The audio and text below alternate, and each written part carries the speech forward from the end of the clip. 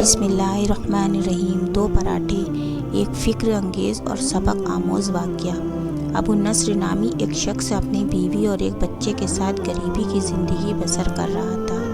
ایک دن وہ اپنی بیوی اور بچے کو بھوک سے نڈھال اور روتا بلکتا گھر میں چھوڑ کر خود غموں سے چور کہیں جا رہا تھا کہ راہ میں چلتے چلتے اس کا سامنا ایک عالم دین حضرت احمد بن مسکین سے ہوا، جسے دیکھتے ہی ابو نصر نے کہا، اے شیخ، میں دکھوں کا مارا ہوں اور غموں سے تھک گیا ہوں۔ شیخ نے کہا، میرے پیچھے چلے آؤ، ہم دونوں سمندر پر چلتے ہیں۔ سمندر پر پہنچ کر شیخ صاحب نے اسے 2 رکعت نفل نماز پڑھنے کو کہا۔ نماز پڑھ چکا تو اسے ایک جال دیتے ہوئے کہا، اسے بسم اللہ پڑھ کر سمندر میں پھینک دو۔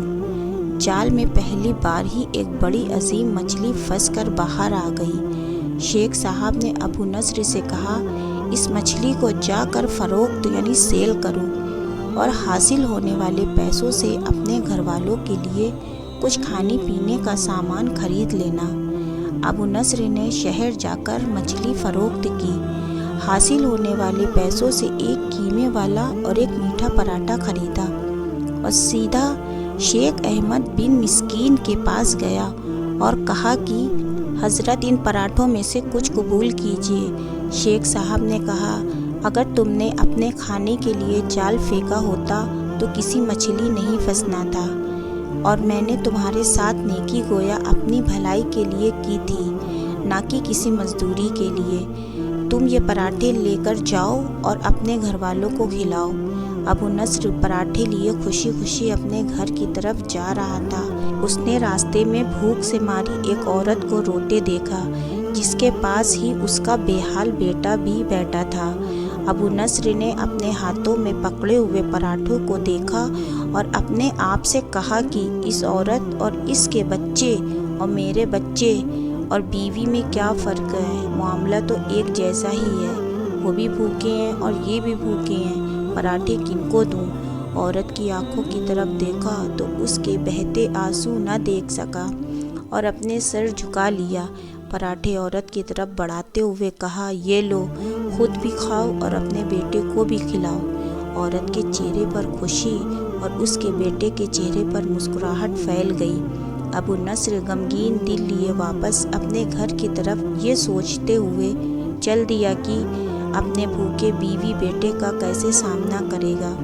گھر جاتے ہوئے راستے میں اس نے ایک اعلان کرنے والے کو دیکھا جو کہہ رہا تھا، ہے کوئی جو اسے ابو نصر سے ملا دے؟ لوگوں نے اس سے کہا، یہ دیکھو، یہی تو ہے ابو نصر۔ اس نے ابو نصر سے کہا، تیرے باپ نے میرے پاس آج سے 20 سال پہلے 30,000 درہم امانت رکھے تھے، مگر یہ نہیں بتایا تھا ان پیسوں کا کرنا کیا ہے۔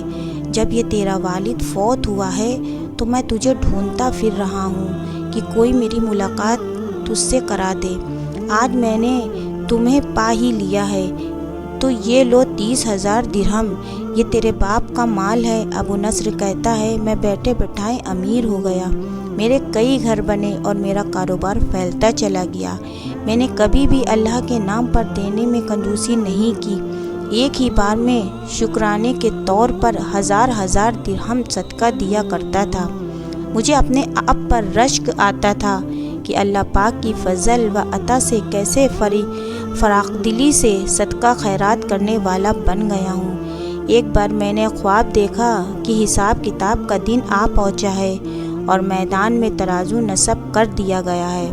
اعلان کرنے والے نے آواز دی، ابو نصر کو لایا جائے اور اس کے گناہوں ثواب تولے جائیں۔ کہتا ہے، پلڑے میں ایک طرف میری نیکیاں اور دوسری طرف میرے گناہ رکھے گئے تو گناہوں کا پلڑا بھاری تھا۔ میں نے پوچھا، آخر کہاں گئے میرے صدقات جو میں نے اللہ کی راہ میں دیتا رہا تھا؟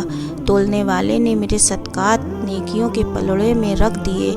ہر 1000 درہم کے صدقے کے نیچے نفس کی شہوت، میری خود نمائی کی خواہش اور ریاکاری کا رنگ چڑھا ہوا تھا، جس نے ان صدقات کو روئی سے بھی زیادہ ہلکا بنا دیا تھا۔ میرے گناہوں کا پلڑا ابھی بھی بھاری تھا۔ میں رو پڑا اور کہا ہائے رے میری نجات کیسے ہوگی۔ اعلان کرنے والے نے میری بات کو سنا تو پھر پوچھا ہے کوئی باقی اس کا عمل تو لے آؤ۔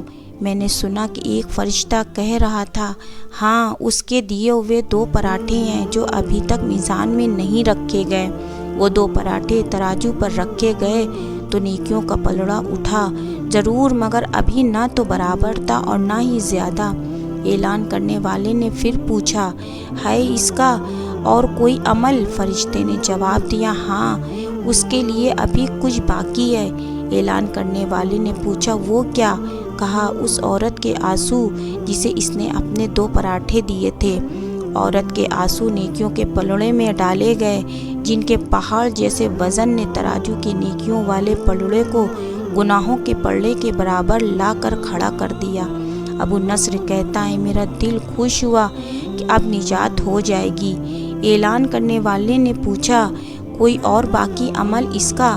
فرشتے نے کہا ہاں ابھی اس بچے کی مسکراہٹ کو پلڑے میں رکھنا باقی ہے جو پراٹھا لیتے ہوئے اس کے چہرے پر آئی تھی۔ مسکراہٹ کو پلڑے میں رکھی گئی۔ نیکیوں والا پلڑا بھاری سے بھاری ہوتا چلا گیا۔ اعلان کرنے والا بول اٹھا یہ شخص نجات پا گیا ہے۔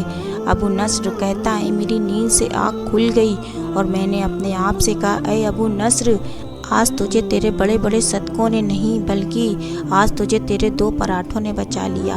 میرے پیارے عزیزوں اور دوستوں اس واقعے سے ہمیں سبق لینا ہے کرم اور مصطفیٰ جان رحمت کے فیضان نے اگر آپ کو امیر دولت مند کر دیا ہے تو خدا را خلوص کے ساتھ اپنی دولت کا صحیح استعمال کریں۔ آپ کے مال و دولت پر اگر آپ کا، آپ کے اہل خانے کا، آپ کے رشتہ داروں کا حق ہے تو اسی دولت پر غریبوں کا بھی حق ہے۔ اللہ پاک ارشاد فرماتا ہے وفی اموالہم حق للسائل والمحروم، لہٰذا بغیر شہرت و ناموری اور بغیر سیلفی کے حقدار کو اس کا حق دیں تاکہ کسی کی عزت نفس مجروح نہ ہو اور رب کی بارگاہ میں یہ نیکی مقبول ہو۔ میرے بھائیوں اور بہنوں یہ نازک ترین وقت امتحان کا ہے، غریبوں کی غربت و صبر کا امتحان، امیروں مالداروں کے خلوص و سخاوت کا امتحان۔ آخر میں ایک چھوٹی سی درخواست پڑھنے کے بعد اسے دوسروں تک ضرور پہنچا دے تاکہ کوئی اور بھی فائدہ اٹھا سکے۔ ہماری یہ پوسٹ اچھی لگے تو لائک، شیئر اور سبسکرائب کریں اور بیل آئیکن ضرور بجائیں۔